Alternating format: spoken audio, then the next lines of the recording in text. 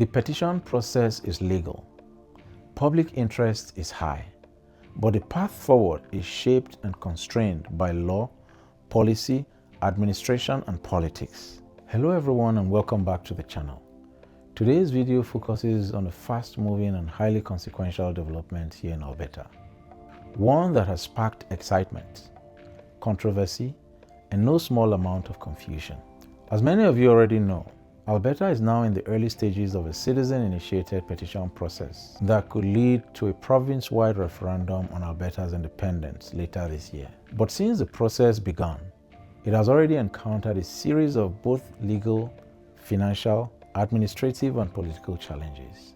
In today's video, we will be examining 3 items. First, what has happened so far?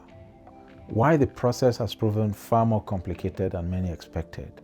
And lastly, the key challenges currently facing the Alberta Prosperity Project and its supporters. And at the end, we want to hear from you, because a big question remains. Are these obstacles simply the law working as intended, or are there barriers that deserve to be challenged? Now let's get into it.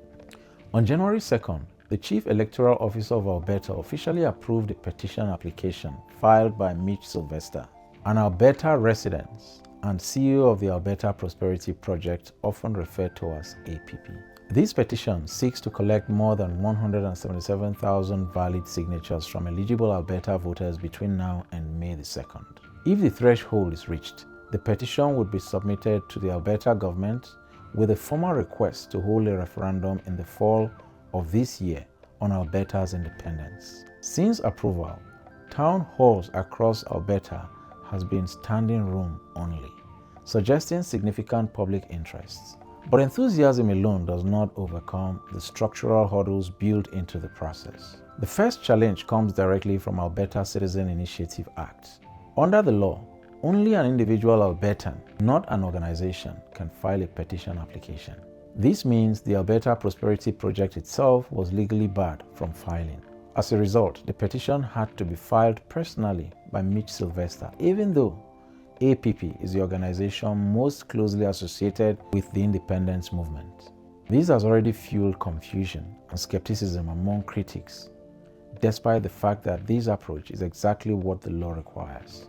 So the first question for viewers is this a reasonable safeguard or an outdated restriction that makes citizen initiatives harder than they need to be? The second major challenge is funding, or more accurately, how tightly political fundraising is regulated in Alberta. Under current election and referendum finance laws, APP cannot financially support the petition campaign. All funds must be raised and managed by a separate legal entity. A chief financial officer and a professional accounting oversight are mandatory. Now, to comply, a new organization called Stay Free Alberta was created to handle logistics such as renting town hall venues, printing and distributing materials, coordinating volunteers, and ensuring compliance with Election Alberta. All of these cost money, and the rules are strict even by Canadian standards. So again, the question arises, are these laws protecting democratic fairness, or are they discouraging grassroots participation? The third challenge is the signature collection process itself. Only signatures collected by officially registered canvassers are considered valid. These canvassers must apply to Elections Alberta, be vetted and approved, and receive physical credentials by mail. This takes time, and it also means online signatures do not count, social media links do not count, and email sign-ups do not also count. Additionally, every signature must be collected in person, witnessed by a credentialed canvasser. Supporters argue this protects the integrity of the process. Critics argue it creates unnecessary friction, especially for rural residents, seniors, and people with limited mobility. Rural Albertans face an additional hurdle. Many rural driver's license list PO boxes, which Election Alberta does not accept as proof of residency for petition purposes. As a result, rural voters are often required to bring additional documentation such as utility bills, property tax statements, or documents showing a physical municipal address. This has discouraged some people from signing, not because they oppose the petition, but because the process feels overly complicated. So again, a reasonable question to ask is this necessary verification or an unintended barrier to participation? Finally, we come to the most politically sensitive challenge so far. Shortly after the petition was approved, 2 First Nations chiefs filed court applications seeking to block the process. The argument is that a referendum on independence could threaten treaty rights.